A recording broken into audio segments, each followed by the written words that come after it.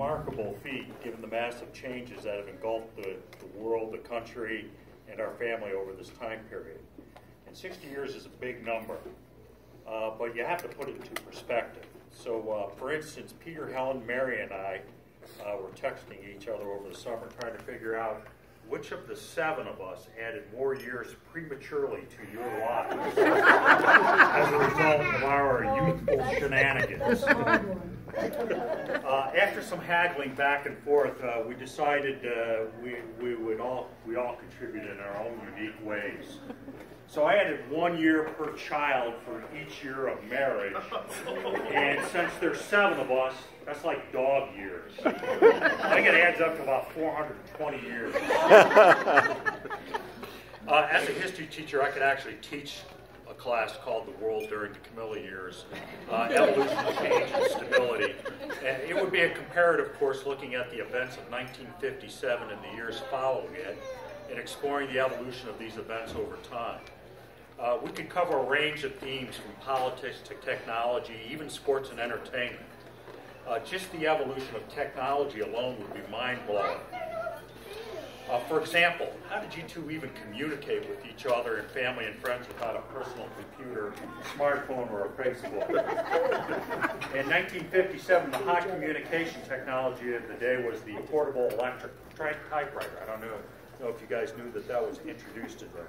And just like today, with replacing the iPhone 6 with version 7, old technology gave way to new technology in 1957 too.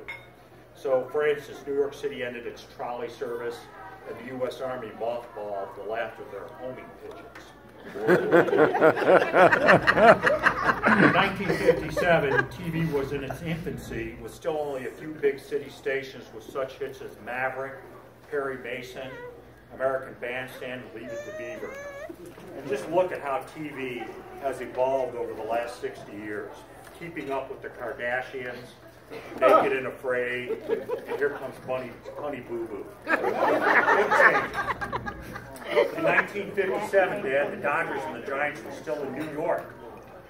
Today they're in California. In 1957, the Detroit Lions were actually a good football team. They blew out the Browns 50-14 in the NFL title game. But change is also local.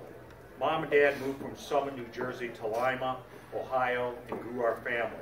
I came in 1958, John in 1960, Helen in 61, Mary in 62, Andrew in 63.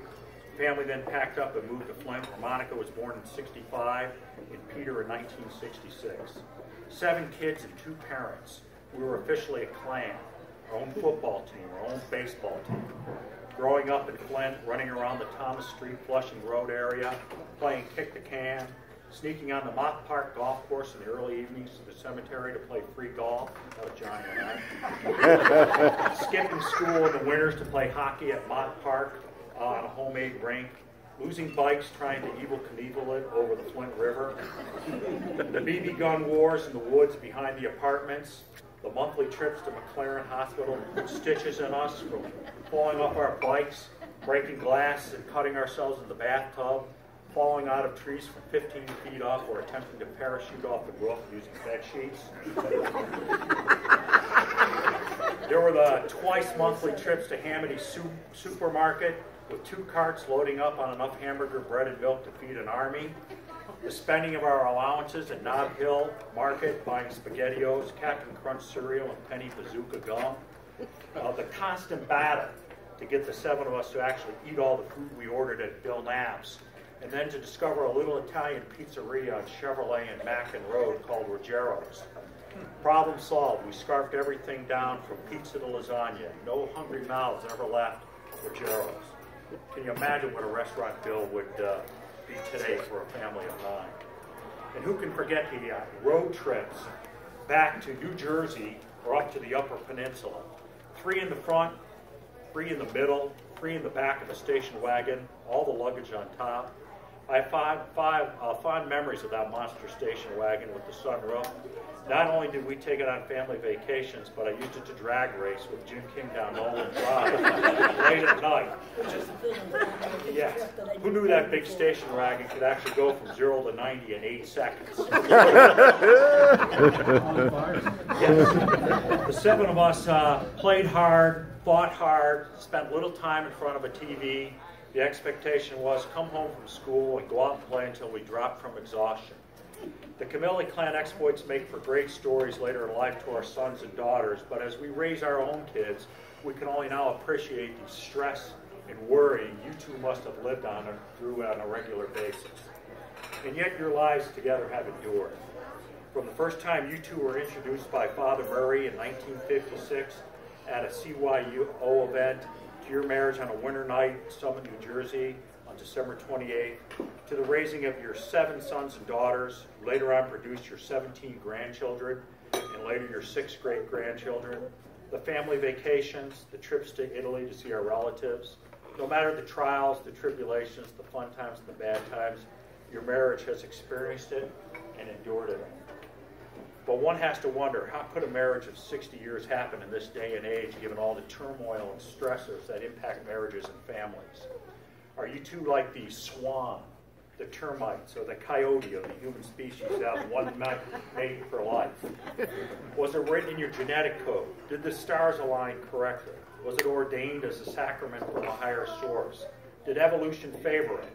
Or maybe because there are 7 billion people on the planet, the odds are that you will find couples who are soulmates, who live together for life, who work out their differences, who evolve as a couple and endure. Who knows? It could be all of those things. Mom knew rather quickly, even though the first time they met, Dad spilled black paint all over her while painting scenery. She even remarked to her friends on their second encounter roller skating that she was going to marry that man, even though her friends were skeptical when Dad refused to accept roller skating lessons from her. I personally lean toward the more scientific probability of chance given 7 billion people, but then again, the first time I met Cam 40 years ago in 1977, I announced to my skeptical friend John that she was the one. And then when we sent love letters unbeknownst to each other, even I marveled at the statistical improbability of love at first sight. Mom and Dad, your marriage has encompassed 12 presidents, a Cold War, a technological revolution, an agricultural revolution, a political revolution, the end of nations like the USSR and Yugoslavia, the birth of nations like Slovakia and Djibouti, the desegregation of sports and schools and presidents. As time marched on and massive changes engulfed us all, one thing has remained constant: your marriage of 60 years. Though your sons and daughters have spread out across the continent to Canada, Washington, Colorado, Texas, Massachusetts, California, and Michigan, there's always the yearly trip back home for one or more of us to stay and see Mom and Dad. I think of the dependability of knowing we have always had a place to stay, and that is always comforting to us all. Mom and Dad, the example of a long and loving marriage that you have set apparently has rubbed off on much of us. Helen and Harry will celebrate their 35th in December. Mary and Rob will celebrate their 31st in April. Andrew and Chris celebrated their 27th in May. Monica and Dave will celebrate their 27th in August. As Cam and I enter into our 35th about a week from now, I am constantly reminded not of the challenges of being married a long time, but the joys of committing your life to a partner and constantly working on that commitment. Our marriage is strong through all the ups and downs, the constant changes in our family and the world around us. We know that we have each other and can rely on each other, and that is perhaps the most valuable lesson you have taught us. And so I, John, Helen, Mary, Andrew, Monica, Peter, your grandkids and great-grandkids, family and friends, offer a toast to you. And get them up, mine. I already drank mine. Il vostro matrimonio una benedizione per la famiglia e gli amici. Your marriage is a blessing to family and friends. Salud. Salud. You're here. Now let's eat.